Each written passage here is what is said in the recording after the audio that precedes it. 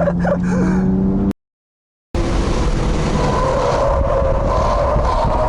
제발 제발 제발 가속 가속 쭉쭉쭉. 아이씨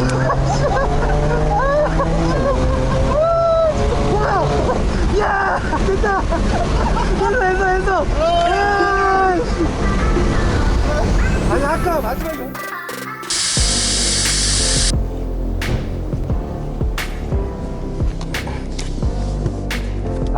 옆에 탔을 때 안 켜도 돼요. 옆에서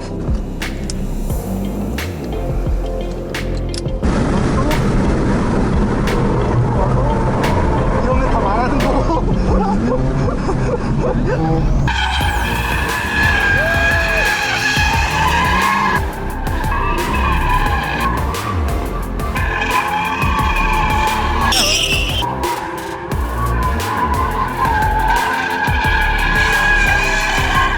나이스!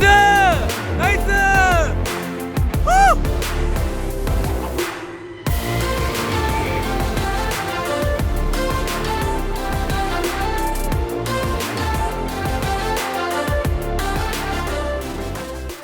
안녕하세요, 이고잉입니다. 오늘은 신속한 달팽이 그는 누구인가, 그에 대해서 한번 집중 탐구해 보도록 하겠습니다. 그나저나 여러분, 위드라이브 잘 쓰고 계신가요? 저는 포인트 열심히 모아서 싸이버거 사 먹었습니다. 맛있죠, 싸이버거. 그냥 어플 딱 켜놓고 운전만 하면 포인트가 마구마구 쌓이는 어플인데요, 여러분 모두 안전운전해서 포인트 득템하시길 바랍니다.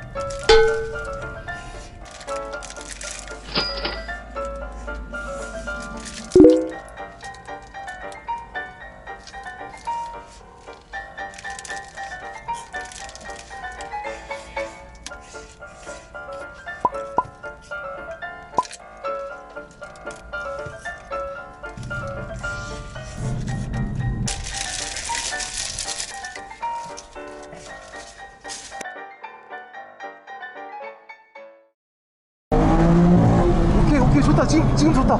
완전 좋아. 안돼 타시 너무 빠르다. 오케이 쭉 가서 브레이크 늦었어. 이거 완전 좋았는데. 나 여기가 제일 힘들거든. 타셜에서 늦었어. 타셜에서 너무 라인이 풀었어 저기. 신속한 달팽이님과 첫 영암 어택을 갔을 때입니다. 자이언트 코너의 경우 상당히 빠른 속도로 주행을 해야 하기 때문에 처음에는 보통 조심스럽게 주행하기 마련인데요, 신속한 달팽이님은 확실히 차량 컨트롤에 자신감이 있으셔서 그런지 처음부터 아주 빠른 속도로 코너에 진입을 했어요. 근데 여기 때문에 안 돼. 여기 때문에.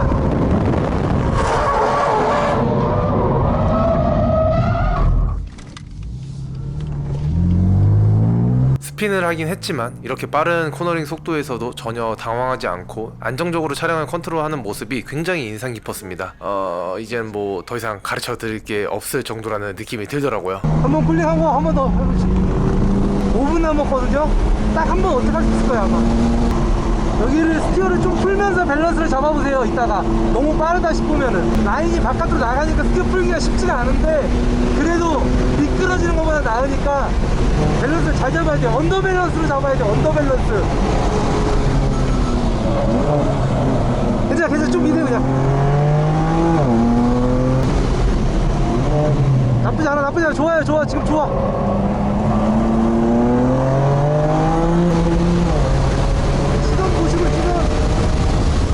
확실하게 더 오케이 미들라인.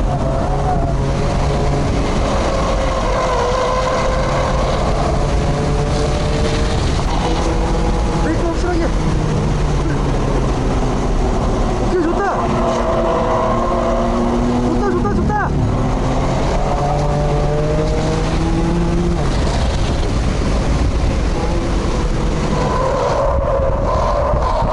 이제 제발 가속 쭉쭉쭉. 아이씨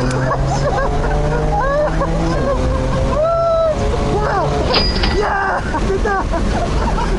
했어. 거짓말처럼, 그리고 정말 대단하게도 영암은 첫날인데도 불구하고 단 두 번째 세션 만에 28초대 랩타임을 끊어내더라고요. M을 타고 영암을 다녀보신 분들이라면 길도 모르는 처음 가는 서킷에서 그것도 단 두 번째 세션 만에 랩타임 28초대를 끊어내는 게 쉬운 일이 아니란 걸 아실 거예요.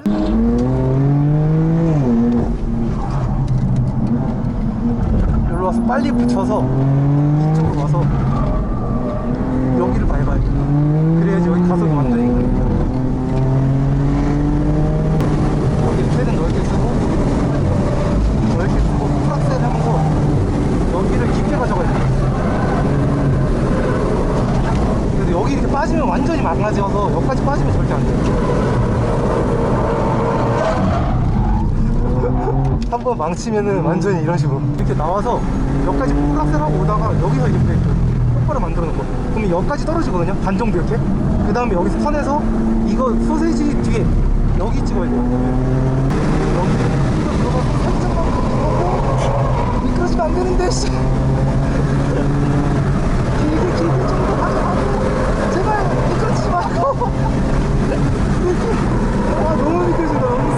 너무 스케이트 타는데. 처음에는 제가 주행하면서 포인트를 조금 짚어드렸습니다. 브레이킹 포인트라든지 CP라든지 레코드 라인에 대한 전반적인 주행 포인트에 대한 가이드를 해드렸어요. 이날 저하고 함께 했을 때는 비록 2개의 세션밖에 연습을 못했었는데요. 추후에 신속한 달팽이님 혼자 오셔서 라인과 포인트에 대한 부분을 정리하면서 연습을 하셨더라고요. 그리고 정말 놀랍게도 랩타임은 무려 25초 플랫이 나왔습니다. 신속한 달팽이님이 처음부터 차를 이렇게 잘 탔던 건 아니에요. 저를 처음 만날 당시에는 서킷에 써자도 모르던 분이셨거든요. 달팽이님의 첫 주행 모습입니다. 라인도 전혀 모르고 오버스티어가 발생했을 때도 카운터 반응도 잘 못했던 시기가 있었죠. 그런데 영암에서 25초까지 랩타임을 줄이고 무지막지한 속도에서도 아무렇지도 않게 차를 컨트롤 해내면서 인제에서도 48초대 랩타임까지 끊어내는데 걸린 시간이 불과 6개월입니다.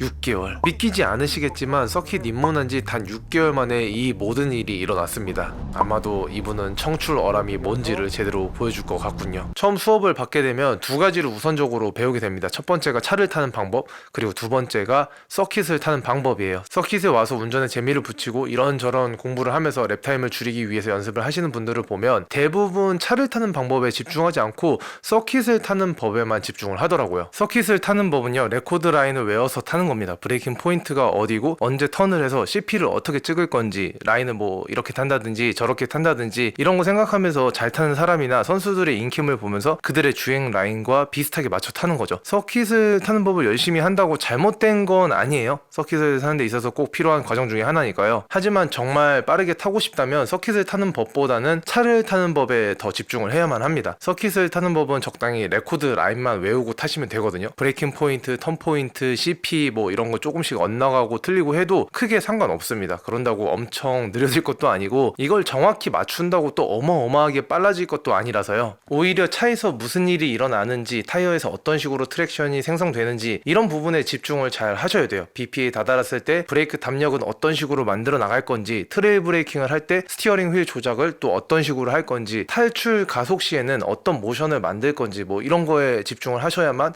본격적으로 빨라질 수 있는 거거든요. 신속한 달팽이님은 제가 기대한 것보다 차를 타는 법에 집중을 아주 잘 해주시면서 제 수업을 잘 따라오셨어요. 차를 타는 데 있어서 꼭 필요한 기본기를 익히는데 아주 많은 노력이 필요하거든요. 제가 항상 수업하고서는 이 기본기를 잘 연습해 오라고 제가 가르치는 모든 분들께 말씀을 드리지만 정작 숙제를 열심히 해오시는 분들은 그리 많지는 않더라고요. 신속한 달팽이님은 아주 열심히 연습한 모습이 보였습니다. 욕심부리지 않고 하나하나 차근차근 연습해 오셨고 제가 내드린 숙제들을 착실히 익혀 오셨기 때문에 빠르게 다음 진도를 나갈 수 있었던 것 같아요. 기본기와 차를 타는 법에 대한 아주 기초적인 내용을 배우고 나면 그 다음은 언더스티어와 오버스티어를 컨트롤하는 방법에 대해서 배우게 됩니다. 사실 언더스티어는 컨트롤하는 데 있어서 그리 큰 어려움이 없거든요. 뭔가 테크닉적인 요소가 필요한 건 아니라서요. 뭐 나중에 엄청 빨라져서 선수들만큼 타게 된다면 사실은 오버스티어보다 언더스티어가 더 무섭기도 하고 더 컨트롤하기도 어려워지긴 하지만 하여튼 뭐 처음 배우는 단계에서는 언더스티어가 그리 어려운 대상은 아닙니다. 하지만 오버스티어는 이야기가 조금 달라요. 카운터 스티어라는 기술도 필요하고요. 운전을 좀 한다거나 혹은 뭐 운전을 좋아한다는 남자들이라면 대부분 카운터 스티어라는 단어를 들어봤을 거고, 그리고 그 카운터 스티어를 어떻게 하는지도 대략적으로 알고 있을 겁니다. 신속한 달팽이님도 카운터 스티어를 알고는 계셨지만 처음부터 잘했던 건 아니에요. 기다렸다가 넘어가라. 이쪽으로 드셔. 이쪽으로. 네. 이게 그냥 머리로 알고 있다고 카운터 스티어를 할 수 있는 건 아니거든요. 뭘 해야 하는지 알긴 하지만 막상 오버스티어가 발생하면 얼마나 빠르게 또 얼마만큼의 조향각을 줘야 할지 모르기 때문에 대부분 스핀을 한다거나 사고로 이어지는 경우가 종종 있습니다. 어찌저찌 해서 카운터 스티어를 했다고 쳐도 풀어주는 타이밍을 못 맞추면 반대로 강한 힘이 걸리면서 역방향으로 스핀을 하게 됩니다. 카운터를 치는 것까지는 알아도 풀어주는 게 더 중요하다는 걸 아는 사람들은 많이 없더라고요. 브레이크. 카운터 스티어를 익히려면 스티어링 테크닉이 따라와줘야 되는데 이 테크닉에 대한 부분은 나중에 기회가 되면 영상을 하나 만들어서 알려드리도록 할게요. 자, 그렇다면 오버스티어가 발생했을 때 어떻게 연습해야 카운터를 익혀나갈 수 있느냐라는 질문에 대한 제 대답은요, 반복학습이 정답이다 라고 말씀드릴 수밖에 없을 것 같아요. 운전자들이 운전면허를 따고 운전을 하면서 차의 두 가지 운동 특성에 대해서 자신도 모르게 배우게 되는 부분이 있거든요. 그게 바로 롤링과 피칭이라는 겁니다. 가속하거나 제동하거나 하면서 앞뒤로 쏠리는 느낌이 드는데 이게 바로 피칭이라는 현상이 발생하면서 느껴지는 느낌이고요. 롤링은 좌우로 핸들링 했을 때 차가 좌우로 쏠리는 느낌인데요. 이 또한 계속해서 느끼고 경험하며 운전하기 때문에 대부분의 운전자들이 이 부분에 대해서는 익숙하기도 하고 전혀 어려워하지도 않아요. 그런데 마지막 특성인 요잉은 이야기가 조금 다릅니다. 겨울철 눈이 잔뜩 내려서 스핀을 경험해본 분들도 계시긴 하겠지만 대다수의 운전자들이 스핀은커녕 요잉에 대한 움직임을 단 한 번도 느껴보지도 못하면서 평생 운전을 하는데요. 그렇기 때문에 경험해보지 못한 감각이라서 이게 어렵게 느껴지는 것 뿐이지 사실은 별로 어려울 것도 없습니다. 피칭이나 롤링처럼 계속해서 반복적으로 경험하다 보면 아, 이게 요잉이라는 거구나 캐치해낼 수 있는 감각이 생기고, 그럼 그 순간에 맞춰서 카운터 스티어만 적절하게 해주면 요잉에 대한 움직임을 잘 컨트롤할 수 있게 되거든요. 오버 스티어를 효과적으로 연습하는데 준비물이 하나 필요합니다. 바로 후륜구동 자동차인데요.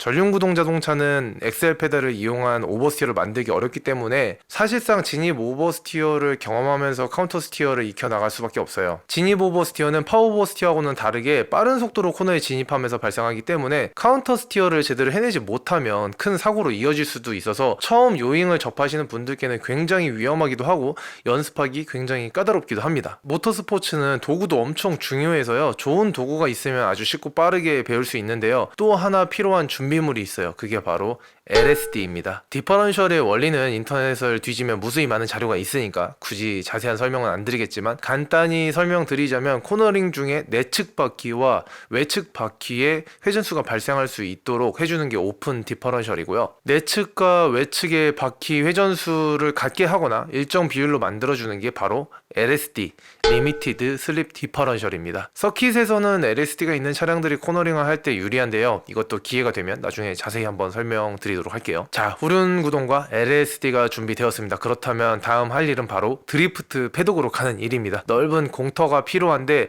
합법적으로 즐길 수 있는 곳이 그다지 많지 않아서요. 인제스피디움의 경우는 20만원의 사용료를 내고 드리프트 패독을 빌려 차를 마음껏 미끄러뜨리면서 탈 수 있어요. 드리프트 패독이라고 꼭 드리프트를 연습할 필요는 없습니다. 반원을 그리듯이 콘을 세팅해 놓고 코너의 진입과 코너링의 중간 부분 그리고 탈출 부분을 연습하면서 기본기를 연습할 수도 있고요. 그리고 탈출 시에 가속을 강하게 해서 파워 오버스티어를 만들어서 카운터 스티어 연습도 할 수가 있어요. 원도리를 하면서 드리프트 연습을 하면 자연스럽게 카운터 스티어를 익힐 수 있고 또 엑셀 워크도 배울 수 있긴 한데요. 서킷에서 주행하는 데 있어서 드리프트까지 필요한 건 아니라서요. 필요한 과정만 연습하셔도 됩니다. 오버스티어가 발생했을 때 차를 스핀시키지 않고 자세를 온전히 잡을 수 있도록 카운터 스티어가 익숙해지면 이제는 트랙으로 이동할 차례입니다.